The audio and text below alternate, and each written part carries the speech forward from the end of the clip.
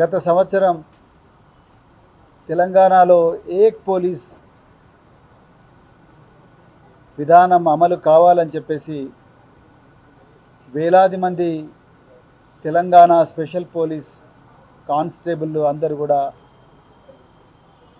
నిరసన తెలిపిన విషయం మీ అందరికీ కూడా తెలుసు. అయితే మరి ఈ నిరసన క్రమంలో పోలీసు ఉన్నతాధికారులు ప్రభుత్వం దాదాపుగా 39 మందిని సస్పెండ్ చేయడం, అదేవిధంగా 10 మందిని డిస్మిస్ చేయడం కూడా చేసింది. అయితే ఒక రేవంత్ రెడ్డి గారే ఎలక్షన్ల సమయంలో ఎక్కడ లేని విధంగా ఏక్ పోలీస్ విధానం తెలంగాణలో తీసుకొస్తాం, పోలీసు కానిస్టేబుల్ల పరిస్థితి అత్యంత దయనీయంగా ఉంది, హృదయ విదారకంగా ఉంది అని చెప్పేసి ఇప్పుడున్న ముఖ్యమంత్రి హోంమంత్రి రేవంత్ రెడ్డి గారే ఆనాడు పోలీసు శాఖ సిబ్బందికి మరి హామీ ఇవ్వడం జరిగింది. మరి తర్వాత ప్రభుత్వం ఏర్పాటైన తర్వాత ఇదే రేవంత్ రెడ్డి ఏక్ పోలీస్ విధానానికి తిలోదకాలు ఇచ్చి మరి తెలంగాణ స్పెషల్ పోలీస్ కానిస్టేబుల్ మారుమూల అటవీ ప్రాంతాల్లో ఉద్యోగాలు చేస్తున్న వాళ్ళు రకరకాల బందోబస్తులు, అదేవిధంగా రకరకాల సమ్మెల నుండి ప్రభుత్వ ఆస్తులను కాపాడుతూ వాళ్ళ భార్యా పిల్లలను మరి దూరంగా ఉంచైన ఉద్యోగాలు చేసిన పరిస్థితి అందరికీ కూడా తెలుసు. ఇంట్లో ముసలితనంలో ఉన్న తల్లిదండ్రులు, అనారోగ్యంతో ఉన్న తల్లిదండ్రులు, గర్భిణీ స్త్రీలు వీళ్ళందరినీ కూడా మరి దూరం పెట్టి ప్రజల ధన మాన ప్రాణ రక్షణ కోసమై తెలంగాణ స్పెషల్ పోలీసులు చాలా గొప్పగా పని చేసిండ్రు కూడా. అయితే మరి వీళ్లకు 15 రోజులకు 4 రోజుల పర్మిషన్ వచ్చేది, అంటే నెలకు 8 రోజుల పర్మిషన్ వచ్చేది, వాళ్ళ కుటుంబాల దగ్గరికి వచ్చే పరిస్థితి ఉండే. అయితే మరి రేవంత్ రెడ్డి ప్రభుత్వం ఆ 8 రోజుల పర్మిషన్ విధానం తీసేసి నెలకు 4 రోజులు ఇస్తామంటే మొట్టమొదట నిరసనకు దిగింది కొంతమంది ఆ కానిస్టేబుల్కు చెందిన కుటుంబాలు. ఆ కుటుంబాలు రోడ్డు మీదకి వచ్చి నిరసన ప్రజాస్వామ్యబద్ధంగా శాంతియుతంగా తెలిపితే వాళ్ళ భర్తల మీద సస్పెన్షన్ వేటు వేసిండ్రు ఉన్నతాధికారులు. మళ్ళీ వెంటనే అన్ని పార్టీలు కూడా దాన్ని నిరసిస్తే వెంటనే సస్పెన్షన్ను వెనక్కి తీసుకున్నారు. మరి ఉన్నతాధికారులు ఈ సమస్యను పరిష్కరించాల్సింది పోయి ముఖ్యమంత్రి ఈ కానిస్టేబుల్ అందరినీ తన జూబ్లీ హిల్స్ బంగళాకు పిలిపించుకోవాల్సింది పోయి, లేకపోతే సెక్రటరియట్లో తన అధికార ఏదైతే ఆఫీస్ ఉన్నదో అక్కడికి పిలిపించుకోవాల్సింది పోయి పూర్తిగా సమస్యను జటిలం చేసే ప్రయత్నం మరి రేవంత్ రెడ్డి గారు చేశారు. దానివల్ల ఒక నల్గొండలో అన్నేపర్తి బెటాలియన్లో మొదలైన నిరసన ప్రతి చోట కూడా కుటుంబాలు రోడ్డు మీదకి వచ్చినాయి. అది మామనూరులో కావచ్చు, సిరిసిల్లలో కావచ్చు, ములుగులో కావచ్చు, ఇంకా చాలా ప్రాంతాల్లో కావచ్చు. అయితే భార్యలు తల్లిదండ్రులు రోడ్డు మీదకి వస్తే భర్తల మీద యాక్షన్ తీసుకున్నారు. అదేవిధంగా అప్పటి వరకు సరిగ్గా నిర్వహించని దర్బార్ను మరి అప్పుడు కమాండెంట్లు ఆదరాబాదరగా, తర్వాత జిల్లా ఎస్పీలు దర్బార్లు నిర్వహించి వీళ్ళందరి సమస్యలు కూడా తీసుకున్నారు. కానీ 21 తారీఖు నాడు మొదలైన నిరసన 26 వరకల్లా దాదాపు 39 మందిని సస్పెండ్ చేయడం, అందులో నుంచి 6 గంటల తర్వాత 26వ తారీఖు నాడు సాయంత్రం 6 గంటలకు మళ్ళీ దాంట్లో 10 మందిని ఉద్యోగం నుంచి ఎలాంటి ఎంక్వైరీ లేకుండా 10 మందిని ఉన్న పలంగా ఉద్యోగం నుంచి తీసేసారు. దీనివల్ల ఈరోజు ఆ కుటుంబాలు రోడ్డు మీద పడ్డాయి. వాళ్ళందరూ కూడా మరి తెలంగాణ రాష్ట్ర సమితి వర్కింగ్ ప్రెసిడెంట్ కేటీఆర్ గారిని వాళ్ళ సమస్యలు నివేదించుకోవడం కోసం, వాళ్ళ హృదయ విదారకమైన బాధ ఏదైతే ఉందో చంటి పిల్లల్ని ఎత్తుకొని రకరకాల ప్రాంతాల నుంచి ఈరోజు వాళ్ళందరూ కూడా మరి తెలంగాణ భవన్కు రావడం జరిగింది. నేను వాళ్ళు తప్పు చేసిండ్రా తప్పు చేయలేదా అనేది ఇక్కడ నేను ప్రస్తావించడం లేదు. కానీ పోలీసు డిపార్ట్మెంట్ తప్పకుండా మరి డిసిప్లిన్ ఉండాల్సిన డిపార్ట్మెంటు, యూనిఫామ్ ఉండాల్సిన డిపార్ట్మెంటు, మిగతా డిపార్ట్మెంట్ కన్నా ఈ డిపార్ట్మెంటు విభిన్నంగా పనిచేస్తుందన్నది అందరికీ తెలుసు. కానీ ఇందులో నేను పోలీసు ఉన్నతాధికారులకు ప్రత్యేకించి మరి ముఖ్యమంత్రి రేవంత్ రెడ్డి గారికి, ఆయనే హోంమంత్రి కాబట్టి, అదేవిధంగా డీజీపీ గారికి మళ్ళొక్కసారి నేను రిక్వెస్ట్ చేస్తున్నా, దీంట్లో మానవతా దృక్పథంతో దయచేసి వ్యవహరించండి. వీళ్ళెవరు కూడా ఆ 21 అక్టోబర్ నాడు సమ్మె జరిగేంత వరకు కూడా వీళ్ళ మీద ఎవరి మీద కూడా ఛార్జ్ మెమోలు లేవు. వీళ్ళు ఎవరు కూడా ఏ పనిష్మెంట్ తీసుకోలేదు. వీళ్ళెవరు కూడా డిపార్ట్మెంటల్ ఎంక్వైరీస్ ఫేస్ చేయలేదు. వీళ్ళెవరి మీద కూడా క్రిమినల్ కేసులు లేవు. మొట్టమొదటి. రెండవది, వీళ్ళు 21వ తారీఖు నుంచి 26వ తారీఖు వరకు కూడా ఏవైతే వాళ్ళ కుటుంబ సభ్యులు నిరసనలు చేసిండ్రో వీళ్ళెవరు కూడా రోడ్ల మీదకి వచ్చి పోలీసు ఆస్తులను ధ్వంసం చేయడం కానీ, లేకపోతే కమాండెంట్లను దుర్భాషలాడడం కానీ, లేకపోతే పోలీసు ఉన్నతాధికారులను దుర్భాషలాడడం కానీ అవన్నీ వీళ్ళెవరు చేయలేరు. అంటే ప్రజల ఆస్తులకు కానీ ప్రజలకు ఎలాంటి అసౌకర్యం కలగకుండానే శాంతియుతంగా వీళ్ళందరూ వాళ్ళ బాధలు చెప్పుకునే ప్రయత్నం చేశారు. మీరు 39 మందిని డిసిప్లిన్ కోసం సస్పెండ్ చేసిండ్రా, లేకపోతే దేనికోసం చేసిండ్రా అనేది మీ విఘ్నతకు వదిలేస్తున్నా. కానీ వీళ్ళ ట్రాక్ రికార్డు దయచేసి చూడండి, వీళ్ళ కుటుంబాల పరిస్థితి చూడండి.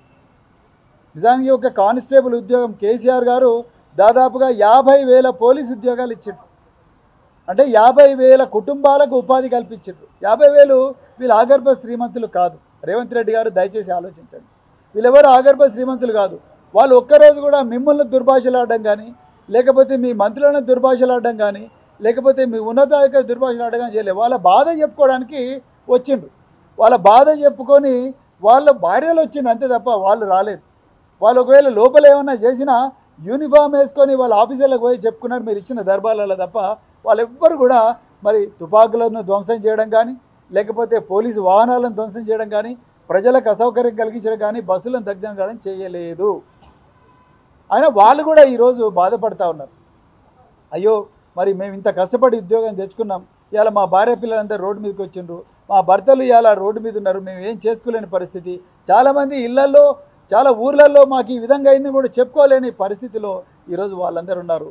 మేము మళ్ళొకసారి మానవతా దృక్పథంతో మీరు వ్యవహరించాలని రిక్వెస్ట్ చేస్తున్నాం. ఇలా 10 మంది ఉద్యోగాలు పోయినాయి అంటే 10 కుటుంబాలు రోడ్డు మీద పడ్డాయి. మీరు సస్పెండ్ చేసిన కానిస్టేబుళ్లకు, డిస్మిస్ చేసిన కానిస్టేబుళ్లకు గుణాత్మకమైన తేడా ఏమీ లేదు. కానీ మీరు ర్యాండమ్గా ఒక 10 మందిని ఏరి ఆ 10 మందిని మరి డిస్మిస్ చేసినట్టుగా మేము వాళ్ళందరితో మాట్లాడితే మాకు అర్థమైంది.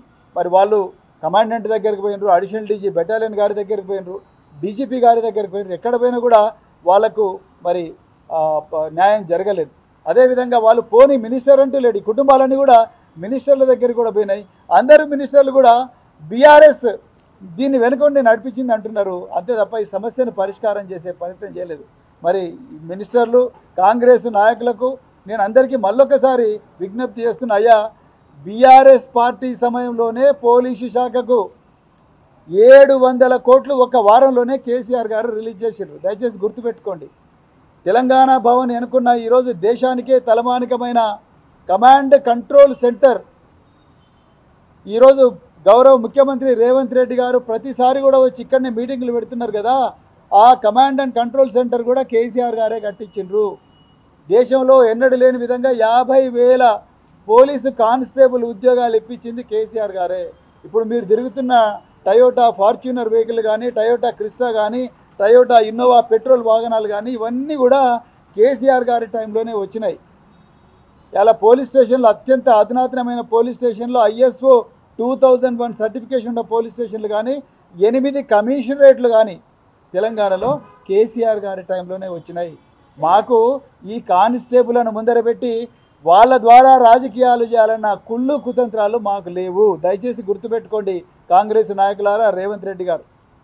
కేటీఆర్ గారు సిరిసిల్ల పోతుంటే పాపం ఒక మాజీ మంత్రి గారు వచ్చారు, ఆ ప్రాంత ఎమ్మెల్యే వచ్చినని మహిళలందరూ పోయి వాళ్ళ గోడు ఆయనకు వినిపించుకున్నారు. మరి ప్రజాప్రతినిధులుగా కేటీఆర్ గారైనా, ఏ ఎమ్మెల్యే అయినా, ఏ ఎమ్మెల్సీ అయినా వీళ్ళ గోడు వినాలి. అదే కదా రెస్పాన్సిబిలిటీ ప్రజాప్రతినిధి.